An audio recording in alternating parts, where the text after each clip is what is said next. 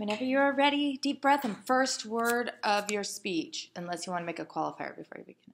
First word of my speech? Is that what you're going to start with? Hopefully. Yes. Okay, take a deep breath. Okay, so I'm sure a lot of you have heard about this issue because it's kind of been everywhere. But Volkswagen has been receiving a lot of flack for basically cheating emissions tests and providing false information to the EPA. And as a result of this, it's really, really damaged their brand and it's damaged their reputation. And after this, it's kind of hard to figure out how a company like this can ever come back from something like that. But it can, because if you look in the 1990s, Jack in the Box had a really, really similar circumstance that happened to them. They were responsible for poisoning over 170 children. That ended up 4 of them were dying, all because there was uncooked meat which contaminated with E. coli. But how did they regain the trust back? Well, basically they used pathos and ethos in really strategic advertisement that was able to bring the customer base back to them and regain that trust. So, I want to show you the commercial. And do I have to press a button to go on the screen? Pick mute.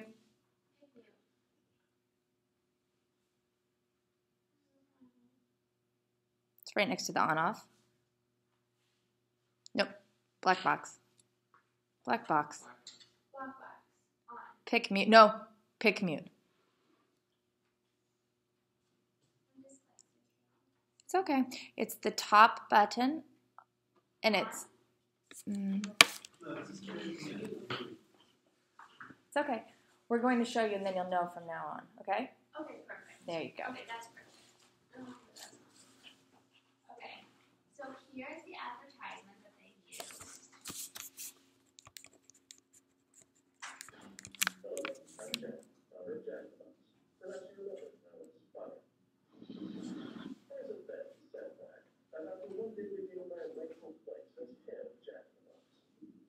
Today, thanks to the American plastic surgery, I'm back and ready to make Jack in the Box better than ever.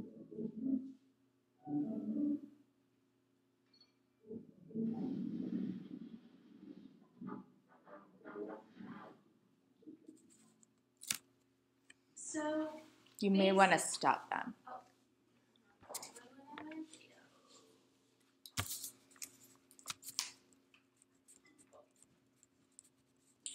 So basically what I kind of get when I see this is they need to regain their customer support.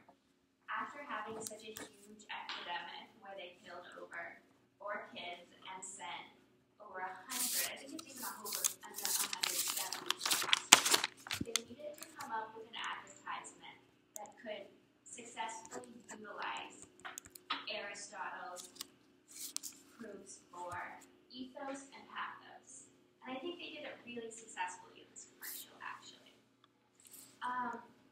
One problem with it, though, is if you look at it, you notice that he never actually apologizes for poisoning hundreds of people. And instead, it's almost like he has this need for forgiveness from the people. It's almost like a mandate to them. And then that's sort of the first thing I want to talk about is how he uses pathos in this commercial to sort of switch sides and make the consumers actually more apathetic for him. Because he's basically showing that he's served his time in a sense, he's gone away, and he's come back. We see he has a punishment, like in the commercial, his head literally exploded. And so in America, I think one of the big values, probably from its Christian roots, I would think, is that after redemption, after you serve your time, after you pay your dues, you're allowed second chances. So I think this really resonates with a lot of people. are usually forgiveness, atonement, the idea to rebuild, and then from this sort of allows it to, or allows the viewers to give more sympathy to the company, even though really the company never even really apologized in the actual advertisement. There's none of that at all. They're just using things like a giant clown's back and I feel bad and, come buy my food again. But it doesn't look like that because when you're watching it, he's walking through a giant courtroom, a giant business building, still a giant business corporation, which he's a part of essentially, and he blows off the office, and that's kind of going to the thesis part, or to the ethos part. Because in that part, he's really showing how he's appealing to the American ideal that the underdog and that the small business, that those people can come up on top. And even though, again, remember, Jack in the Box, it's still the same corporation it was before. It probably didn't change much of its management, but it created a really, really effective commercial through ethos and pathos that allowed it to resonate with its audience, to make them believe that, sure, maybe this is a changed company. Reality, it's not. So I'm going to proceed to talking about how, first of all, it showed no actual concrete apology, but then also how its teachings and its utilization of ethos and pathos was used to still create a really, really, really controversial incident that somehow made them put them back on top in terms of the fast food industry. The 1990s wasn't that far ago. I mean, and now all of a sudden, after poisoning hundreds of kids and killing 4 of them, it's almost like nothing's happened. So I first want to start talking about pathos, and then I'm going to start talking about how Jack in the Box uses ethos. So in terms of Jack in the Box, basically we see at the beginning. So here's the deal. You've already done your pathos and ethos. Yeah? Yeah. Okay, then let me talk about it. Can I just keep going? Yeah, hon. Okay, keep going. Sorry. Okay, so start in with that pathos then. Give us a transition. Okay, yeah, I just want to do this part. Sorry. So, for the pathos, when you look at the video, first of all, Jack sort of implied he's come back as a new person. When he first comes in, he even says at one point his head exploded. And I feel like in America, especially with Christian roots, this idea of redemption, it really, really resonates with a lot of people. So when they hear that, they easily get feelings of redemption and forgiveness. Those all become to come up in them. And then all of a sudden, this guy that really was responsible for these murders, and he never actually apologized to them, is all of a sudden receiving sympathy because he paid his dues. I personally don't think that's fair, and that's probably maybe more of the manipulative side of persuasion.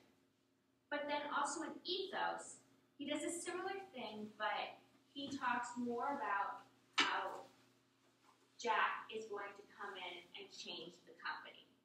So through this redemption and through this forgiveness, he's now coming back as a different person.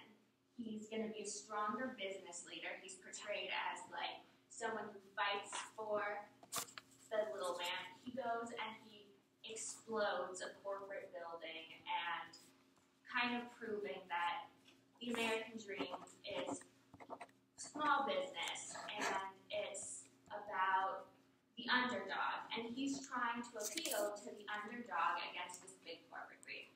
Ironically, he's still the public greed. It's still the same exact corporation that poisoned the children in the 1990s. He doesn't talk about any structural change.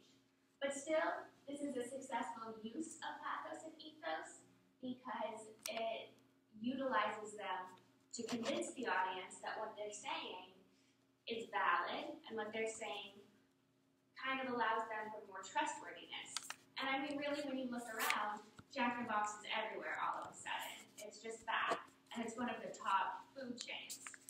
So I guess when I look back at the attention getter and what I was talking about with Volkswagen and how it seems like it's almost impossible for a company like that to really ever gain support after damaging the environment that's already going through global warming and lying to its customers, it's really, really hard to believe that they'd ever come back.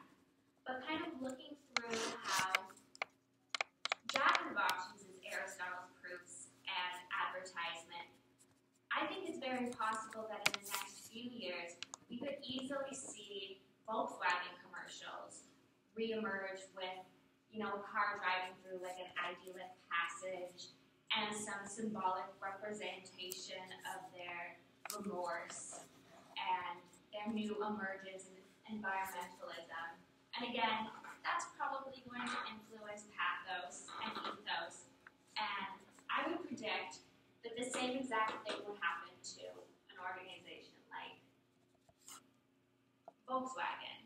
It's going to end up just like Jack in the Box, just the same corporation, corporate grade, but just sort of rewriting itself to fit what the buyers want. But hopefully they will make structural